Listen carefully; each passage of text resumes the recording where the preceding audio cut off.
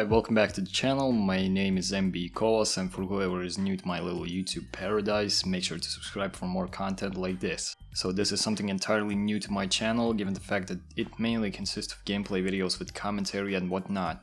But recently I've decided to try out something different, and see if I like doing this type of content, and also if it is well perceived by you guys. Today we're jumping back into the story of San Andreas, which we all know and love, as some might even recall it as the best game of their childhood. This GTA has left some unforgettable memories for me personally, as I've completed the story multiple times and it was amazing. Compared to the other GTAs, San Andreas probably had the most intriguing and probably the most mysterious single-player experiences from all of the series. Its ability to make the storyline span out throughout the entire map, which consists of 3 major different cities with their own distinctive settings of atmosphere, the people, and overall different characters, gangs, major antagonists, and so on, is one of the reasons why San Andreas had an awesome story. As most of us know, Carl Johnson, the protagonist and the only playable character in the game, starts his story after arriving in Los Santos. He meets up with his old-time buddies from back in the day, like Big Smoke and Ryder. However, further in the story of Los Santos, CJ is forced to leave the city to begin his journey out in the rest of San Andreas, which was primarily thanks to his former friends Smoke and Ryder, who betrayed him and majorly contributed to the downfall of the Grove Street families. So what if Big Smoke and Ryder didn't collaborate with Crash, a group of corrupt LSPD officers headed by Frank Tenpenny, and never helped set up the ambush which at the end had Carl leave town and the Sweet shot and sent to prison?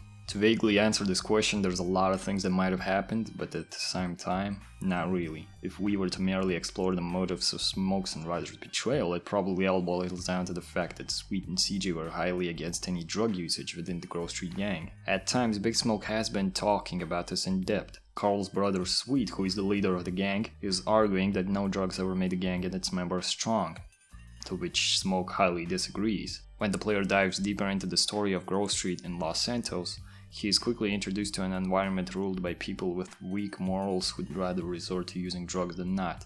If it all comes down to the survival of the gang, then generally keeping it afloat by dealing drugs is still one of the better ways of doing so, based on the fact that everyone wants to sell and buy them anyway. And this is what Big Smoke had in mind. This is where the effectiveness of Sweet's and Carl's leadership comes down limited when comparing it to the Ballas and Vagos. The fact that Big Smoke could make Sweet understand it was probably one of the reasons why Smoke and Ryder, who were high-ranking members of the gang after all, had to resort to betrayal. But what if they didn't? What if Smoke and Ryder followed similar principles as Sweet and Carl did? Let's explore some possibilities. Grove Street doesn't fall. The mission called the Green Saber shows us how Big Smoke and Ryder were planning to kill CJ and Sweet to either destroy the GSF completely or incorporate it into the Ballas. None of this is really explained later in the story. However, one thing is clear. The Grove Street families can no longer be found in Los Santos, and all of their former territory is handed over to either the Ballas or the Vagos, and Big Smoke becomes a major drug trafficker in the city. But if Big Smoke did not help Tenpenny set up the ambush which happened under the Mulholland intersection, the cops never arrived to arrest CJ, Sweet, and the rest who were involved in the shooting. Big Smoke and Ryder themselves probably participate in the shootout and maybe help prevent Sweet from getting shot, effectively keeping the top brass of the GSF in charge. And even if Sweet still gets shot, CJ takes over the gang and barely anything changes in terms of the bigger picture. For this to happen, some smaller story arcs taking place before that, such as Big Smoke mysteriously helping Crash in missions like Wrong Side of the Tracks and so on, should have never happened. This, of course, doesn't mean that Crash is gone and irrelevant, since CJ would still be blackmailed by Tenpenny in terms of the incident with Officer Pindleberry, which was briefly talked about in the beginning of the game. So after the Green Saber, the Grove Street families most likely continue taking over the streets of Los Santos with the help of CJ, as their progress was notably seen in the takeover missions like Doberman. The GSF at the end probably takes over the city as the possibility is open to the player, but one thing is crystal clear: the GSF doesn't fall. CJ isn't exiled out of Los Santos. CJ doesn't have to leave the city to meet the characters of Fierro, Las Venturas, and the countrysides of both. Some Crash missions, however, take place outside of Los Santos. Whether CJ is called by Tenpenny to leave the city to do them or not is debatable. However, many important story characters like Catalina are never met, as she is introduced to CJ by Caesar only because of the exile and because CJ needs money. In this alternate universe, Carolina and Claude never meet CJ. Also, CJ and Caesar have no reason to participate in the race out in the countryside, where they meet Uzi for the first time. So it's much less likely that Carl is introduced to the Triad gang in San Fierro, so CJ loses an important ally in the story. The situation with the local syndicate is different, as CJ and Caesar meet them for the first time by tracking a Ballas car to find out more about their drug operation.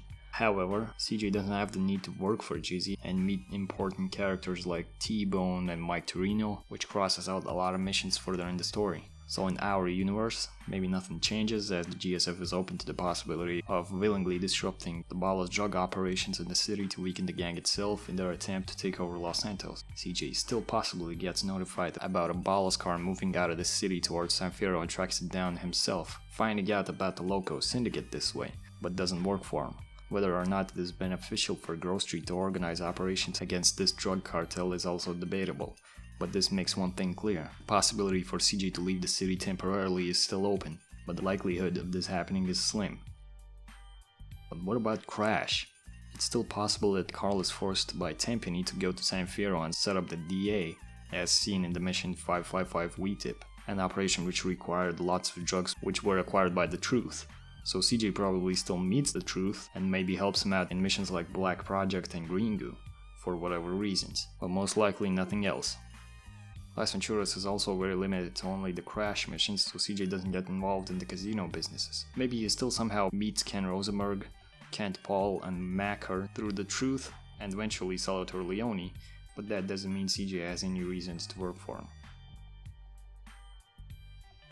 Tenpenny leaves Los Santos during the riots. Without Carl invading the Big Smoke's crack fortress, and without it even belonging to Big Smoke, Tenpenny doesn't rob Big Smoke's non-existent drug operation money and leaves Los Santos by plane without it, to avoid getting killed during the riots, as he still is the reason that the riot started. Whether Tenpenny still gets killed during the riot or not, he is forced to leave the city and Carl behind, which means Tenpenny's blackmail in terms of Officer Pendlebury is no longer effective. CJ is free from Crash missions and is no longer forced to do any work outside of what contributes the GSF or him personally. Anyway, these were just a few possibilities, which may also be elaborated even further, but this is all I wanted to talk about in my video.